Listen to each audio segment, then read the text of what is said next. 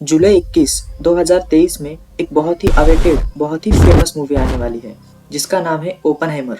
इसको बनाया है क्रिस्टोफर नोलन ने, जिन्होंने इंसेप्शन, इंटरस्टेलर जैसी मूवीज और डार्क नाइट की ट्रिलॉजी बनाई है। और इस पिक्चर का जो मेन बंदा है, मतलब जो मेन कैरेक्टर का रोल कर रहा है, उसका नाम है सिलियन मर्फी। और उसको आपने नेटफ्लिक्स की पीकी ब्लाइंडर सीरीज में देखा होगा। ये नेटफ्लिक्स का बहुत ही फेमस शो है। आज की वीडियो में हम बात करेंगे इस मूवी की रियल स्टोरी के बारे में, मतलब कि इस मूवी में क्या दिखाया जाएगा। ओपनहाइमर की जो ये मूवी है, ये एक बुक पे आधारित है जिसका नाम है अमेरिकन प्रोमेथस। तो चलिए शुरू करते हैं ओपनहाइमर की कहानी और जानते हैं कि how the invention destroy the life of its creator. You are the man who gave them the power to destroy themselves. And the world is not prepared. Julius Robert Oppenheimer का जन्म 1904 में New York के छोटे से घर में हुआ था। बचपन से ही रॉबर्ट बहुत ही वर्सेटाइल और सभी चीज़ों को लेकर काफ़ी क्यूरियस थे। यहाँ तक कि 12 साल की उम्र में ही वो न्यूयॉर्क के मिनरोलॉजिकल क्लब में वो एज ए लेक्चरर चुने गए थे। लेक्चरर बनने के बाद उनके लिए किताबें ही मानो उनकी दुनिया बन चुकी थी।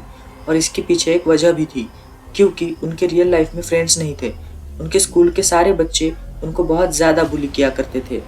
अब ऐसे में कोई भी ऑर्डिनरी इंसान हार मानकर घर चला जाता, लेकिन रॉबर्ट उनमें से नहीं थे। पुलिस की कंप्लेन करने के बजाय उन्होंने अपने घर पे जब लेटर भेजा तो उन्होंने ये लिखकर भेजा कि वो तो यहाँ पर खुश है और उनके क्लासमेट उन्हें रोज लाइफ को लेकर एक नई सीख दे रहे हैं। जस्ट इमेजिन कितना मैच्योर वो बंदा एक कम उम्र से था। उन्होंने कहीं पढ़ा था, we must embrace pain and burn it as a fuel for our journey. और ऐसा ही कुछ हुआ। इन इंसिडेंट के बाद इनकी लाइफ की जर्नी ने ऐसी रफ्तार पकड़ी कि उसके बाद वो कभी रुके ही नहीं। सितंबर 1922 रॉबर्ट ने हार्वर्ड यूनिवर्सिटी में अपनी पढ़ाई की शुरुआत की और अगले 3 साल में philosophy, French literature, English, introductory calculus, chemistry, history और फिजिक्स जैसे कई सारे कोर्स पढ़कर ख़त्म भी कर दिए।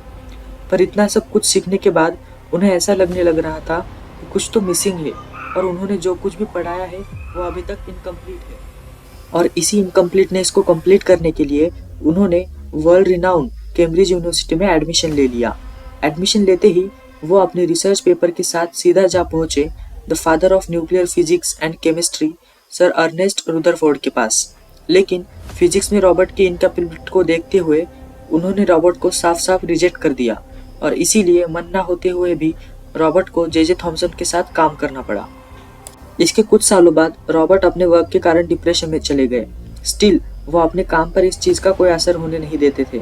इनफैक्ट उन्होंने डिप्रेशन में ही हाइजेनबर्ग, यूजन वाइगनर, वुल्फगैंग पॉली और एनरिक फर्मी जैसे बड़े बड़े साइंटिस्टों के साथ काम किया था और काम कर भी रहे थे। इनफैक्ट इसी दौरान उन्होंने one of the biggest achievement हासिल किया, जो था उनका ओपनहाइमर फिलिप्स प्रोसेस। बेसिकली इस प्रोसेस में ड्यूट्रॉन को टारगेटेड एटम के न्यूक्लियस पर बॉम्बार्ड किया जाता है और जैसे ही ये ड्यूट्रॉन्स एटम के न्यूक्लियस में एंटर करते हैं, वो न्यूक्लियस में मौजूद प्रोटॉन को बाहर इजेक्ट कर देते हैं और टारगेटेड न्यूक्लियस एक हेवियर आइसोटोप में तब्दील हो जाता है। रॉबर्ट की इस डिस्कवरी ने न्यूक्लियर फिजिक्स के फील्ड में एक बहुत ही इंपॉर्टेंट कॉन्ट्रीब्यूशन दिया है। लेकिन इवेंचुअली रॉबर्ट को ये सभी चीज़ें काफ़ी आसान लगने लग रही थी और इस सब से वो बोर भी होने लग रहे थे।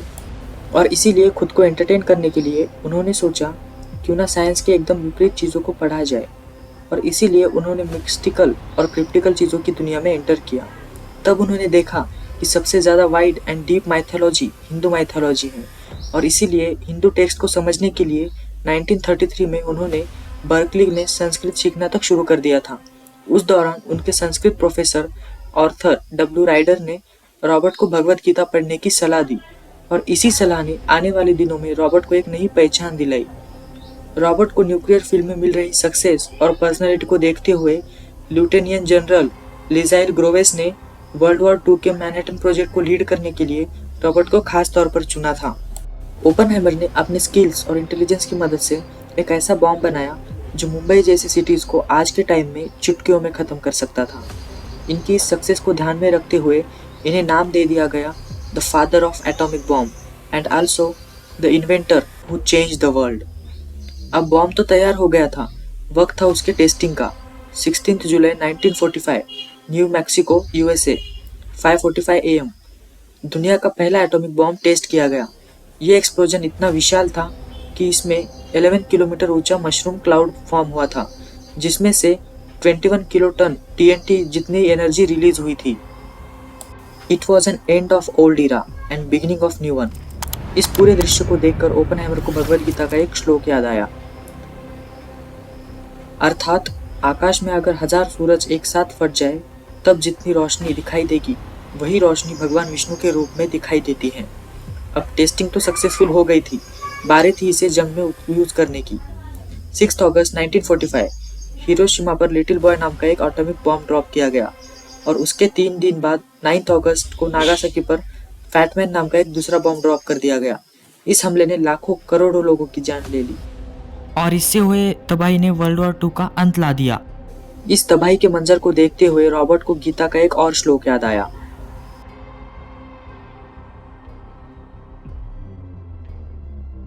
Translated as this, Now I am become death, the destroyer of worlds. तो ये थी ओपनहाइमर की असली कहानी। अब देखना ये होगा कि क्रिस्टोफर नोलन इस कहानी को अपने मूवी में कैसे प्रेजेंट करते हैं। अगर आपने ये मूवी ऑलरेडी देख ली है तो अपने रिव्यू कमेंट सेक्शन में ज़रूर बताइए। अगर वीडियो आपको ज़रा भी पसंद आई हो तो लाइक करना ना भूलें। हम मिलते हैं ऐसी ही वीडियो के साथ, तब तक के लिए बाय।